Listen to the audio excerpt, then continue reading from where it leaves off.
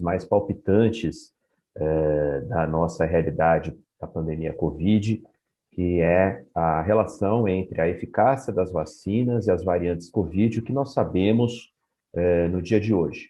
Eu preparei a primeira vez essa apresentação há cerca de 2 meses atrás para o Congresso Europeu de Infectologia, o ECMID.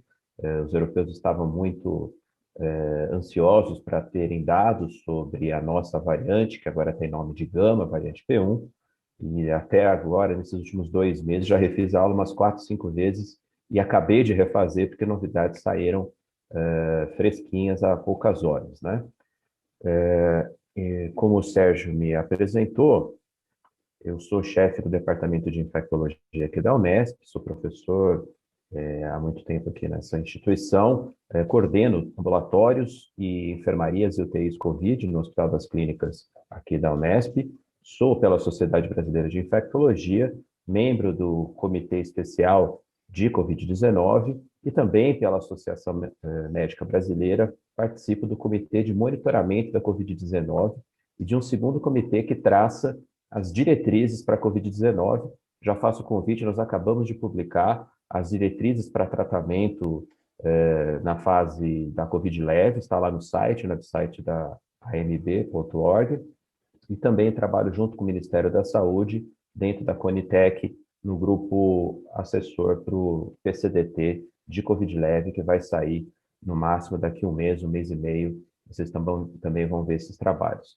Tenho diversas colaborações com institutos públicos e privados de pesquisa, mas para essa apresentação eu não tenho potenciais conflitos de interesse.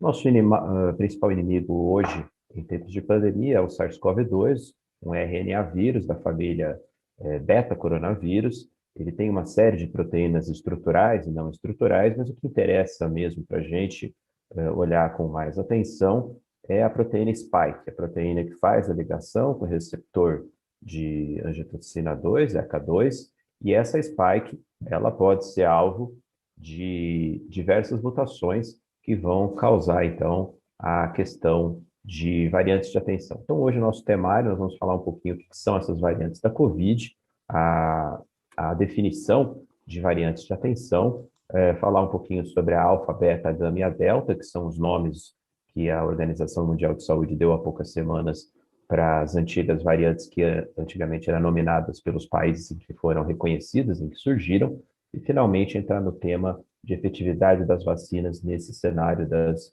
variantes de atenção. Então, um primeiro conceito básico, né, é que pela própria replicação viral, entre vários exemplos de modelos de doenças infecciosas causadas por vírus, é completamente esperado que nós tenhamos mutação no material genético, principalmente em vírus que têm, como o SARS-CoV-2, uma alta transmissibilidade em termos populacionais no intervalo de tempo muito curto. Então, quanto maior a transmissibilidade, maior número de pessoas infectadas e maior esse número de pessoas afetadas, maior a chance, então, do surgimento de mutação, em que pesem também alguns fatores intrínsecos ao vírus, que também pode ter maior ou menor poder de mutagênese. Ou seja, toda essa questão de variantes de atenção já era bastante esperado desde o início da pandemia Covid, porque nós temos exemplos com o vírus influenza, com o vírus HIV, com o vírus da hepatite C, tudo isso já estava sendo monitorado e está aí o monitoramento, pelo menos de um ano e meio, 1 ano e 3 meses, feito pelo GSID, que é um grupo internacional de sequenciamento genético, que já estava pronto, que já existia para o vírus influenza, e que passou a detectar desde o isolamento do vírus original, que surgiu lá na China, todas as mutações possíveis e imagináveis dentro do genoma, que foi rapidamente sequenciado do SARS-CoV-2. Já existem mais de 3.800, hoje em dia mais de 4.000 genomas diferentes do SARS-CoV-2. Nem toda variante é considerada de interesse ou de atenção, e eu vou explicar quando isso acontece. A taxa mutacional do SARS-CoV-2 não é lá tão alta quanto outros vírus que nós temos disponíveis aí como vírus respiratórios, a exemplo da influenza. É na taxa de 21,842 subunidades por ano, mas o problema é que nós temos aí um total de quase 200 milhões de pessoas infectadas no mundo inteiro pelo SARS-CoV-2, e aí essa taxa mutacional ela é elevada à enésima potência por conta dessa alta transmissibilidade. Só no Brasil, sabendo que são dados subestimados, estamos chegando nos 20 milhões de pessoas infectadas com essa tragédia que nós temos que conviver com mais de 500 mil de óbitos, né? Então, aí é um terreno fértil para que, mesmo que o vírus não seja tão mutagênico assim per si, ele consiga acumular mutações que vão dar a ele algumas características de adaptação, algumas características benéficas de melhora do próprio fitness, e tudo que nós temos que fazer é não deixar o vírus circular para que isso não aconteça. Então, as classificações que nós temos em relação às variantes: primeiro, variantes de interesse, são algumas mutações que a gente já conhece que podem, por exemplo, deixar ele mais transmissível ou reduzir a resposta do sistema imunológico, ou ainda ter algum impacto em relação a tratamento, mas isso só em termos laboratoriais. São quando as mutações surgem, mas ainda você não viu um comportamento alterado em termos populacionais. Já as variantes de atenção, ou variantes de preocupação, concern, às vezes as pessoas traduzem como atenção, a preocupação, a gente acaba usando mais atenção, são vírus que têm, então, algumas mutações que são reconhecidas como mais perigosas e você tem comprovação em termos epidemiológicos de uma doença mais grave, por exemplo, ou mais contagiosa, mais transmissível. Então, essas são as variantes que nós temos descritas, né, as 4 principais variantes de atenção. E as variantes de alta consequência são aquelas que, além de serem mais transmissíveis, são mais graves, são mais severas, podem ser mais virulentas, causando mais hospitalizações e mais óbitos. Por enquanto, nós não temos nenhuma variante que seja considerada de alta consequência, que tenha uma grande mudança em termos de comportamento da história natural da Covid-19. Como, então, eu havia dito, nós temos aí 4 principais variantes de atenção, importantemente disseminadas no mundo todo.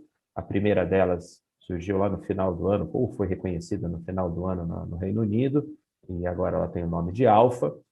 Foi responsável por aquele importante lockdown que Londres precisou fazer perto do Natal. Temos também a variante que surgiu na África do Sul, que agora tem o nome de Beta, que tem uma importante redução de eficácia de algumas vacinas.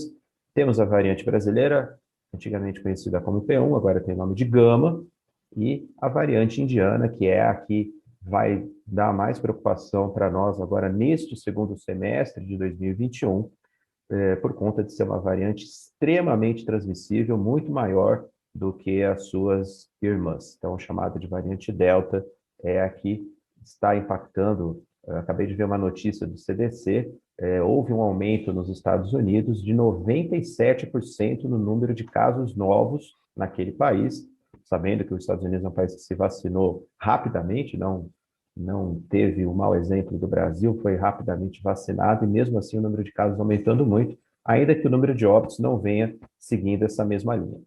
Então, aqui estão as 4 principais variantes, alfa, beta, gama e delta, e a diferença delas é em relação a algumas mutações em locus. A 501 é quase que prevalente em todas, aumenta a transmissibilidade. A E484 diminui a resposta, permite maior escape à resposta imune, e a mutação L452 e a T478 é exclusivo do vírus Delta, caracterizando maior transmissibilidade. O vírus Delta não tem a K417, que tanto a beta quanto a gama têm e que dão também alguns mecanismos de fuga da resposta imunológica.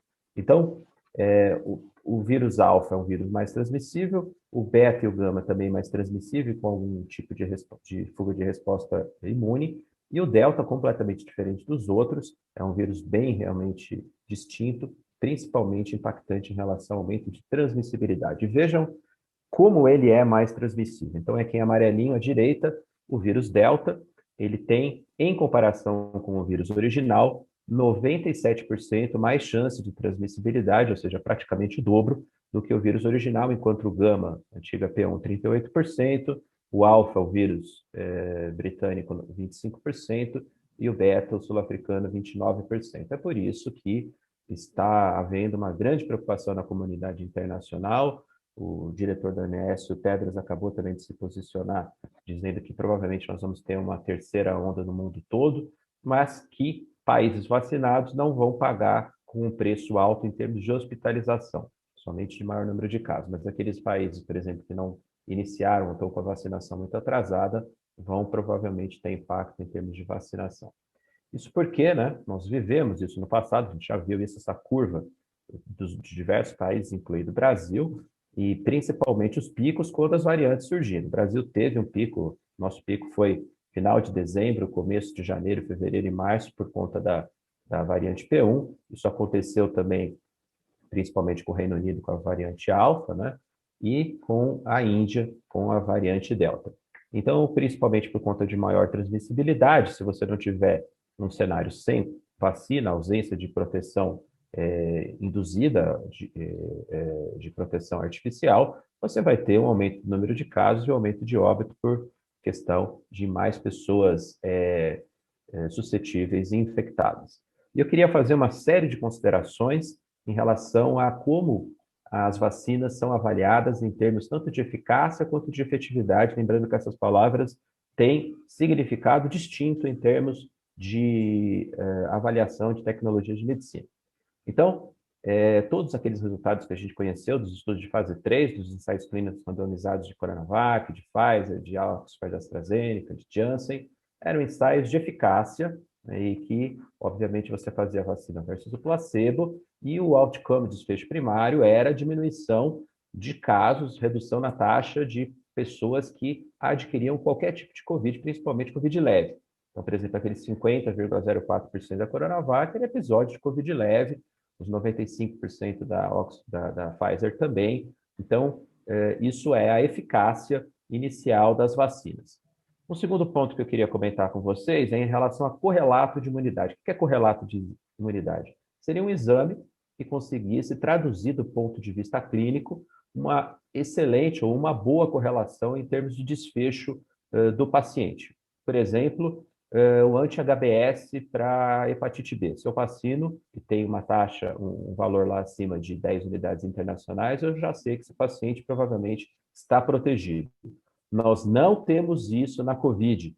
Os anticorpos neutralizantes que muitos laboratórios fazem, eles não são um bom método para correlação clínica, quer seja em pessoas que já tiveram COVID, quer seja em pessoas que foram vacinadas, e existem posicionamento de diversas entidades, como a MB, a SBI e várias outras, colocando essa questão de que não há indicação de fazer anticorpos neutralizantes. Eu estou dizendo isso porque muitos dos trabalhos que a gente vai ver em relação à efetividade, ou melhor, aí no caso, eficácia das vacinas, se dá em relação a tentar neutralizar as variantes de atenção com anticorpos, avaliar a eficácia das vacinas em relação a anticorpos neutralizantes em pessoas que foram vacinadas.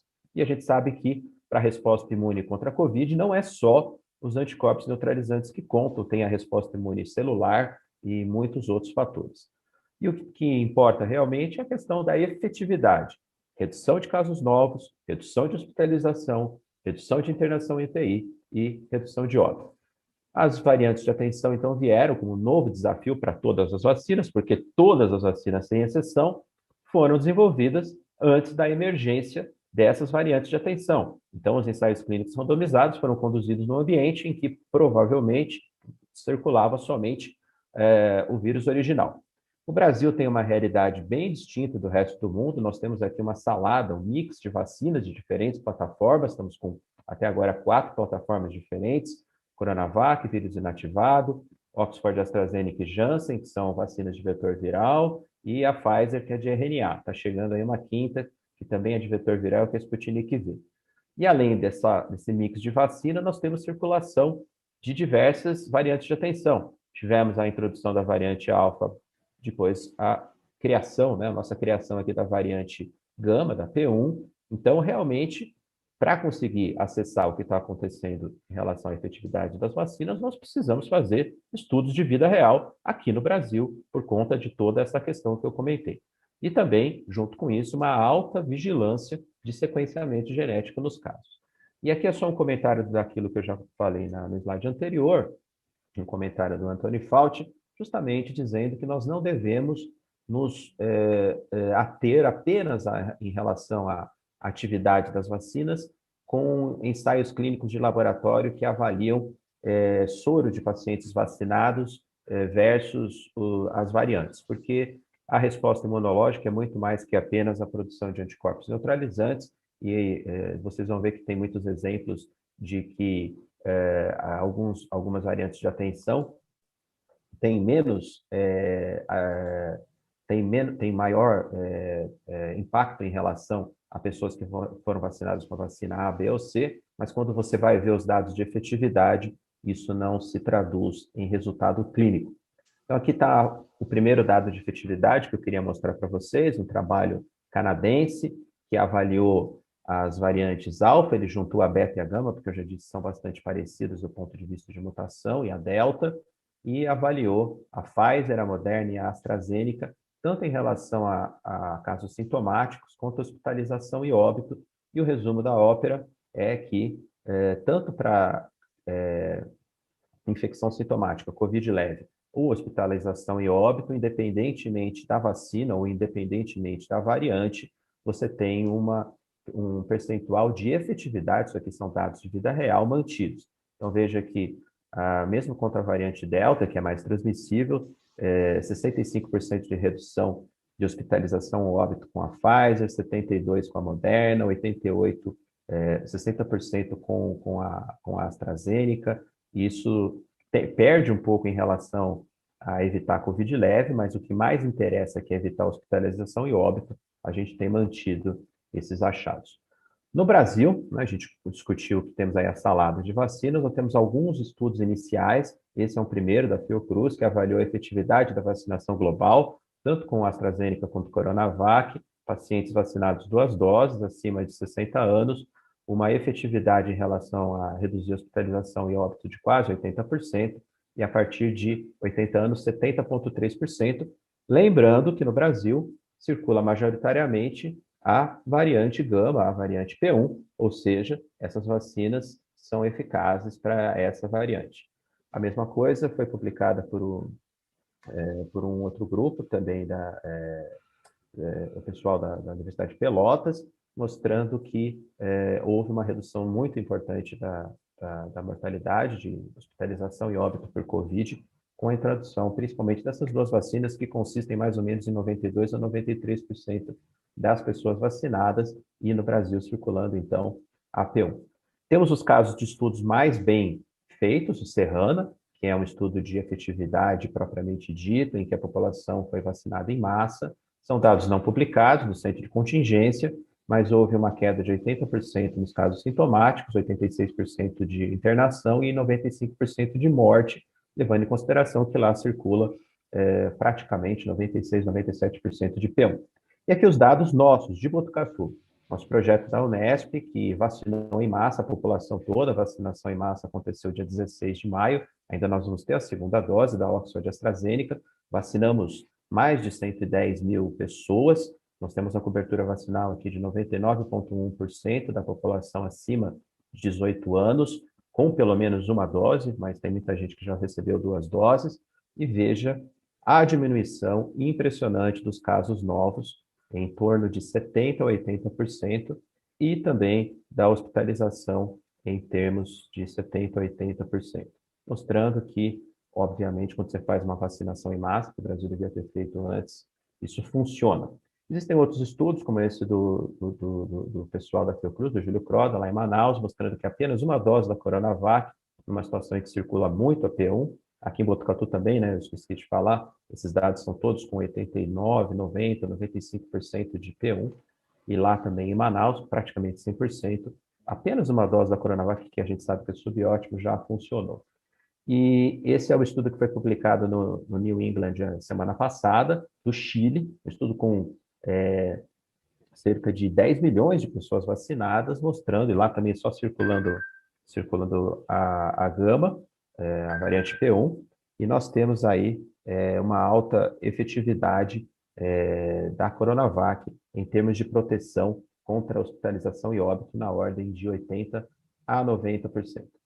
E para terminar, esse é o slide que acabou de sair no New England Journal of Medicine, cerca de uma hora atrás, em que foram avaliados em vida real a efetividade tanto da Pfizer quanto da Oxford AstraZeneca para a Delta. Como a Delta é a que vai tomar conta do cenário para ela ter um fitness melhor, então toda a preocupação é em relação a isso, ela está causando um aumento do número de casos, mas quando a gente avalia principalmente a pacientes que receberam as duas doses. Aqui é quem recebeu uma dose só de Pfizer e aqui uma dose só de Oxford e AstraZeneca.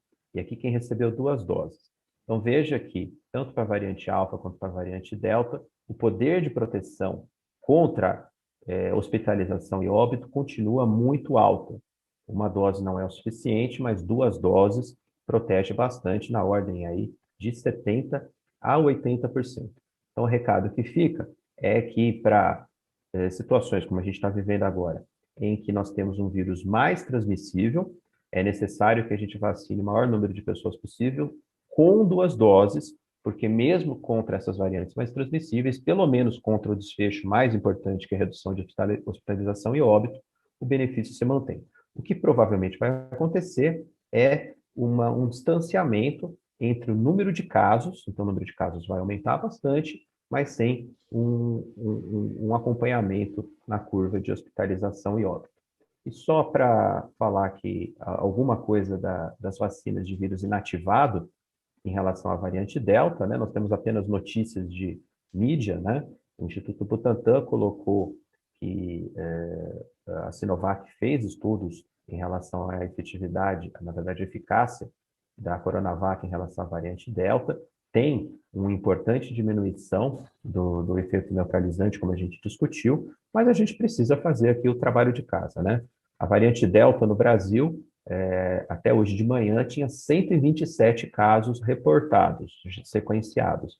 Com 127 casos, não dá para fazer nenhum estudo de efetividade, mas vários grupos, né, o nosso aqui em Botucatu e vários outros no Brasil todo, estão fazendo isso para a gente entender, até porque o vírus Delta vai tomar em algum lugar, em algum ponto aí do segundo semestre, o lugar da variante Gama.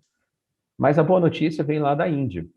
Na Índia, eles usam muito vacina de vírus inativado, Covaxin, e eles tiveram uma redução bastante importante com a vacinação em massa daquela população, e lá o que circula é o vírus Delta. Então, estamos bastante esperançosos, desde que, obviamente, continuemos nesse ritmo. Nós estamos vacinando agora no Brasil 1 milhão de pessoas por dia, agora estamos num ritmo muito bom, demorou para chegar nesse número, mas agora chegamos. Então, que isso continue para que a gente consiga proteger o maior número de pessoas possível. Para terminar, então, as mensagens principais dessa discussão é que as mutações são esperadas dentro do processo evolutivo viral. Então, na verdade, o acompanhamento das variantes é uma ferramenta de vigilância epidemiológica, de saber para onde eles estão migrando ou não. As variantes de atenção que podem acontecer tem principalmente aumento de transmissibilidade, pode acontecer escape da resposta imune, o que aumenta a chance de reinfecção. Isso a gente está vendo na gama e vai ver muito na delta. Pode acontecer diminuição de resposta imune natural ou vacinal, e talvez a gente tenha que monitorar isso, não está claro para nenhuma das variantes, aumento da patogenicidade, aumento da virulência, uma doença mais grave. Portanto, estudos de efetividade das vacinas são cruciais, quanto mais estudos de efetividade, melhor, e principalmente identificação e monitorização dessas variantes de atenção. Eu quero terminar agradecendo a todos pela atenção e convidando vocês para conhecer o meu projeto de divulgação científica, que já tem mais de 10 anos. Ele fica albergado no site drbarbosa.org, com ramificações no Facebook, @dr Alexandre Naime Barbosa, no Instagram, @drbarbosa, e o canal no YouTube, Dr. Alexandre Naime Barbosa. Muito obrigado pela atenção.